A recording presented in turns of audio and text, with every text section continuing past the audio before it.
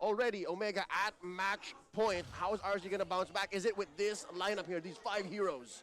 Let's see, because this lineup coming in from RSG gives a lot of, let's say, early to mid-game power spike with a late-game, let's just say a little bit of late-game spice through that Flint. But then again, early to mid-game is going to be so important for RSG. It's going to be an X factor here. Who can handle the map better? Esmeralda or the Masha? Renjo or Nats? We saw Renjo struggle early on against the Esme, but then at some point, around 4 or 5 minutes in, or maybe 5 to 7 minutes in, Renjo said, I'm not going to face you, I'm going to spread the map out.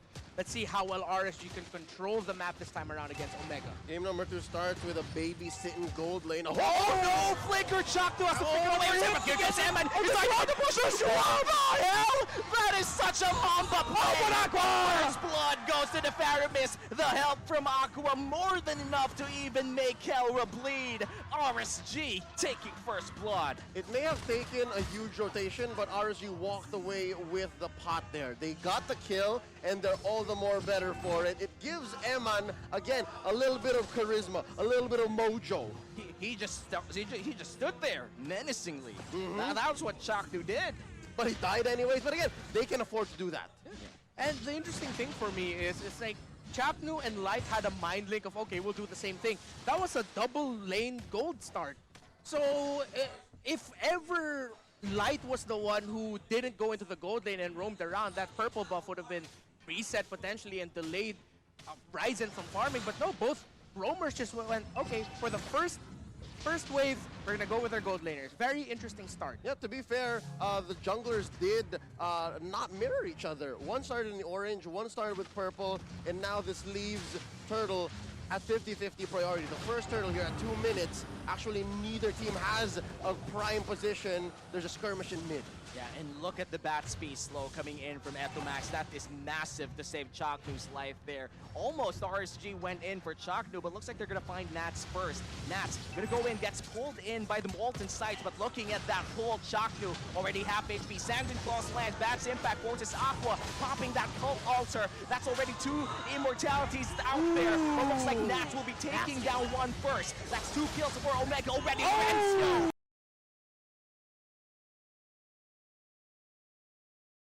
He's gonna go down as well. RSG taking 3 kills in that fight. Fool me once, shame on you. Fool me twice, shame on me. Very similar draft for Omega from game number 1.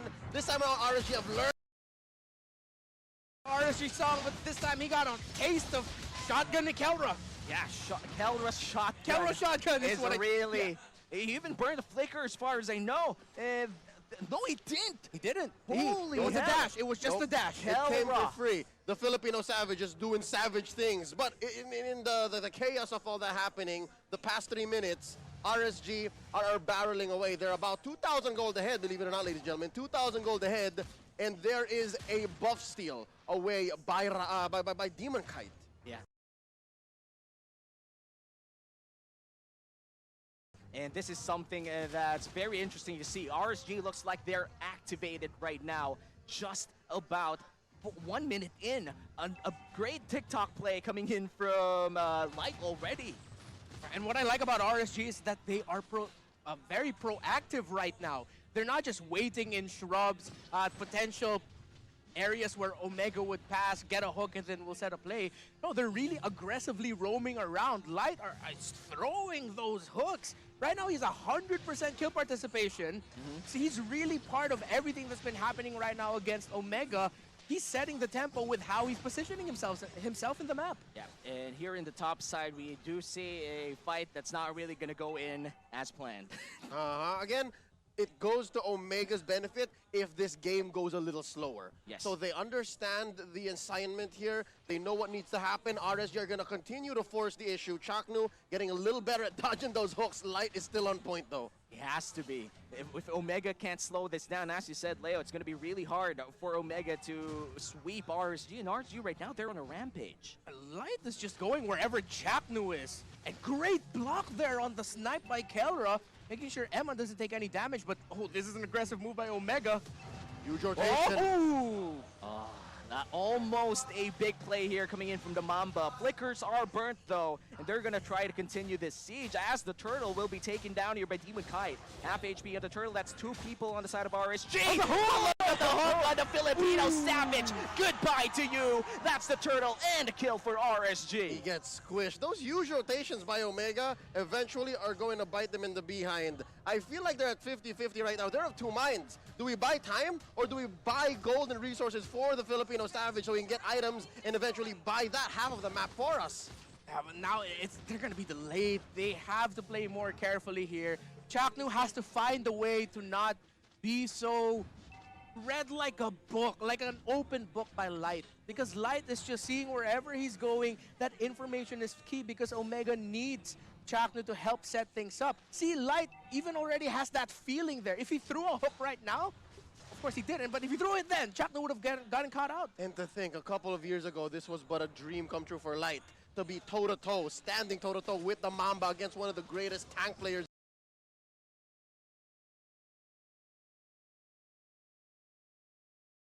Who is now the captain and will be calling the shots here for RSG. Oh, no. It looks like they're gonna call for the Filipino Renzo. 2 HP bars already down.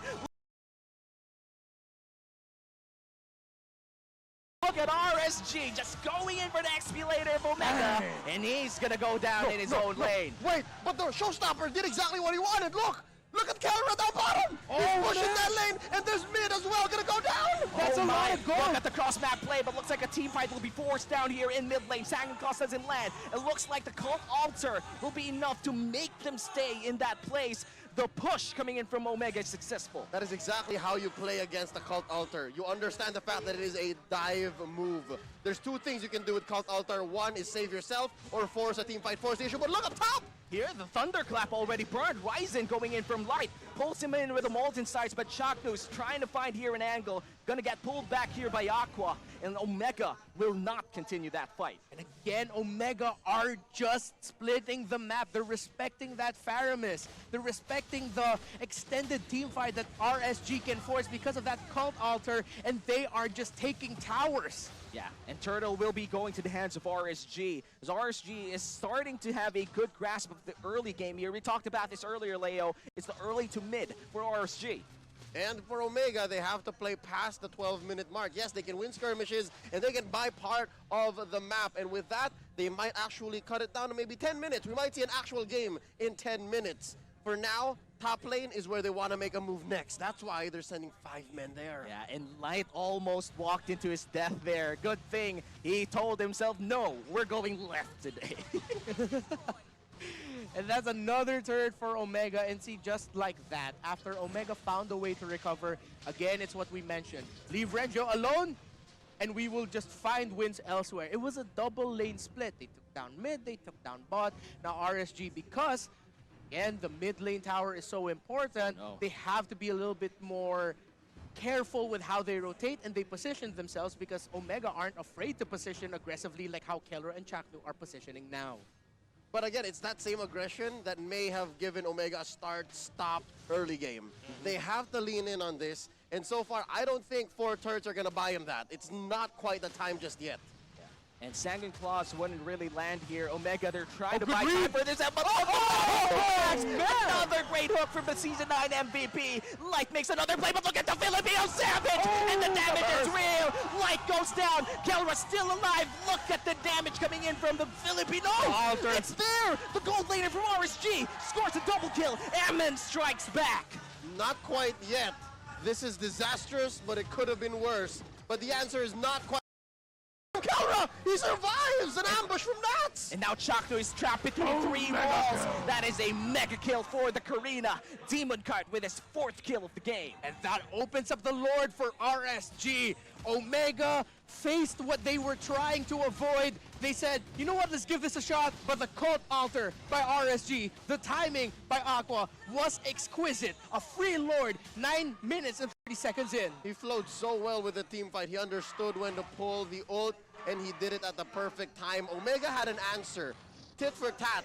2 for 1, if you will, but that one is what Omega is holding on for. They're not quite done and out just yet. They still have those tier 2 turrets. Again, I think the right call here is to just play the map once more. It's not a team fight game just yet. Yeah, it's something that they need to extend. It's a game that they need to put around the 15-minute mark, or as you said, Leo, just after 12 minutes. They're running a Sicilian. They have damage on Kelra already, but that doesn't mean that they can win team fight straight up. And look at Light. Hooks that apply pressure and make game-winning plays. That is why he's the Season 9 MVP. If I may say, that was beautiful combo wombo play. The jump in by Nats confirming that there was someone there plus the hook. I don't know what came first. It's a chicken and the egg situation. Yeah. It almost happened at the same time. The moment that landed, Light was like, all right, I'm going to time it right with you. The hook was already flying when we saw E2max get immobilized by the falling star moon. Yeah, they were in the zone that time. When E2max got caught, it was already a team fight won by RSG, but a great turnaround play coming in from OMG. Balance it out a little bit. But right now, RSG is just putting down immense pressure onto the side of Omega.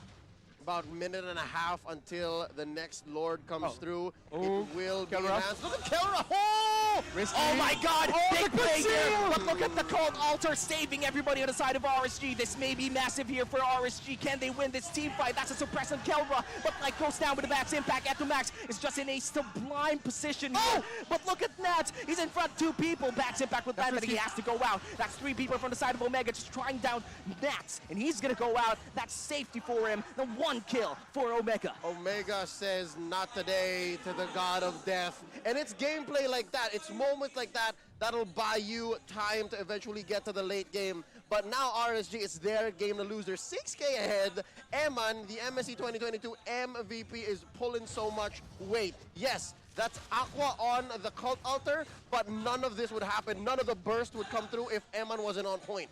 And I want to mention here what Light did there. I don't know if it was Sixth Sense, if it was his call, using the conceal to check the shrub together. Of course, when you're the Matrix in that situation, Kelra, you're not going to try to aim the shotgun. You're just going to press it right away. But the moment he pressed concealed, it gave RSG opening to actually dodge a bit of the damage that the shotgun can deal. Mitigate. Mitigate that damage. Oh no! He walled it and Renzo got pulled back, and now he's gonna go with a little bit of detour. That's already a suppress coming in, but look at the damage coming in from Kelra. That's 1 person down. That's Light going down again. Altar was there. They need to switch to Nats. They're gonna go for Nats. Caught an Inferno. It's Pop, and they will not fight anymore.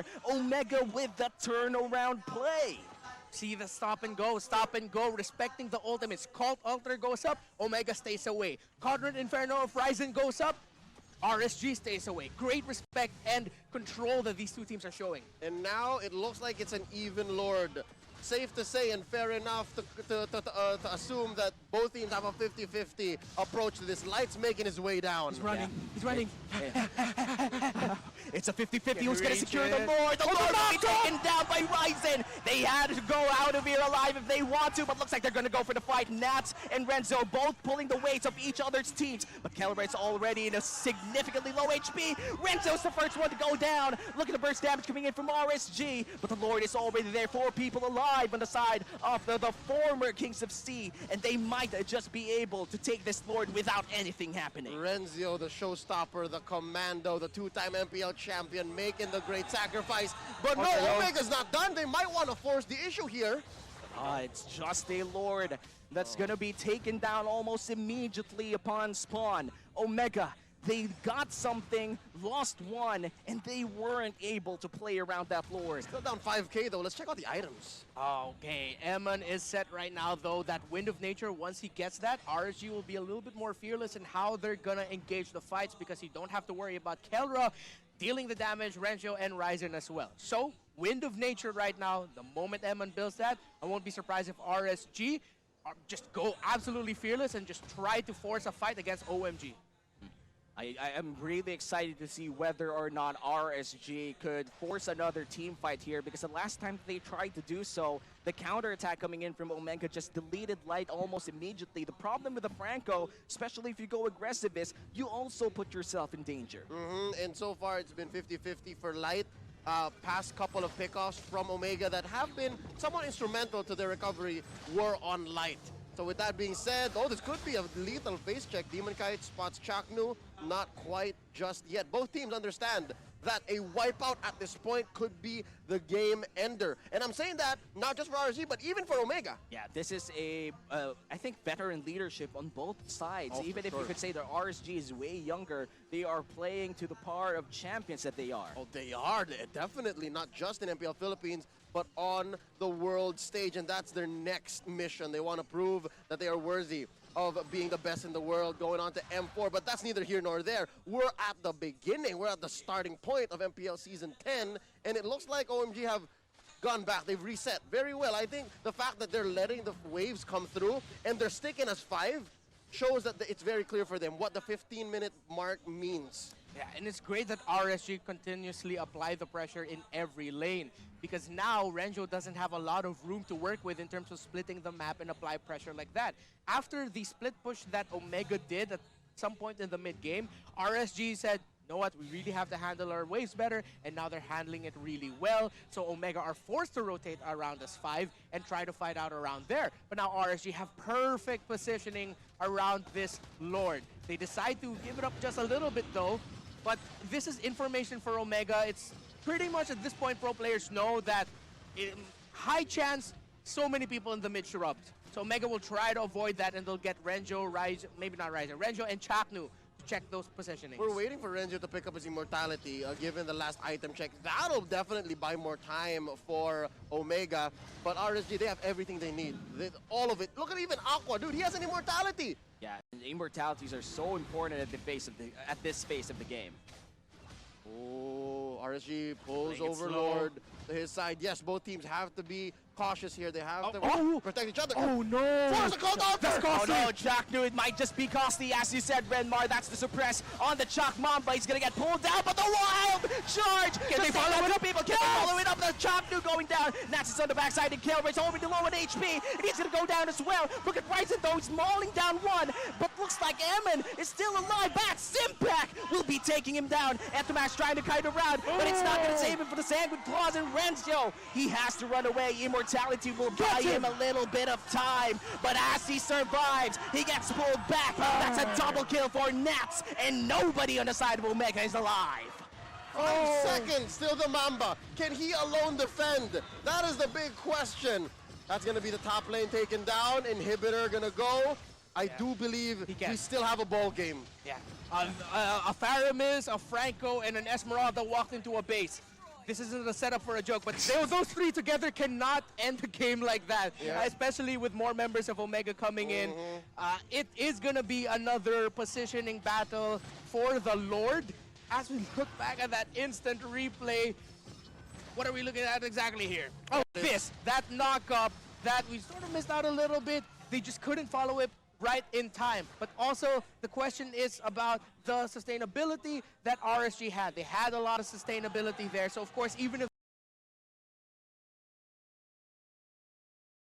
Omega, the Bat's impact damage is already online. Chakno is in a great position, and Kelra, a very aggressive one. Meanwhile, RSG will be the ones. He's gonna go for light and he's gonna take down the Season 9 MVP. The Filipino Savage goes in, and Chaknu, he smells blood. The Mamba! Oh, man, stunned! And the Bat's impact destroys one. Eman is gone, and now the Cold Altar will only buy them time. Demon Kite will ask to go back here. Aqua, he's gonna die as well. That's 3 people down for the side of RSG, and Nats will be the 4th one to go down. Demon Kite goes in. Oh, Demon Kite! A big fight. Demon go! He's scared. He gets a reset. Red Aqua! He's gonna go in. Ryzen! Can he actually finish this? Kelra gonna go in for the shotgun. That's a wipeout for Omega. It's over! Ladies and gentlemen, ring the bell! Off the back of the single-handedly taking this team fight. Almost the Filipino Savage buys RSG a little bit of time. But RSG will be able to defend this. Could this be? It looks like they can defend it. Eman 4 seconds away. Aqua 7 seconds away. Can RSG hold on here? It's a Season 9 MVP. Is this the game-ending play here coming in from Omega? And he's going to fall down once again. Renzo Eman go in, but Kelra's on. The Lord for the base. Omega sweeps RSG. We open Season 10 with an upset victory. Season after season. Omega, the Barangay have been denied a win, but now they open with a bang. RSG defeated Omega in Season 9 to win the championship. They defeated Omega in the semifinals of MSC to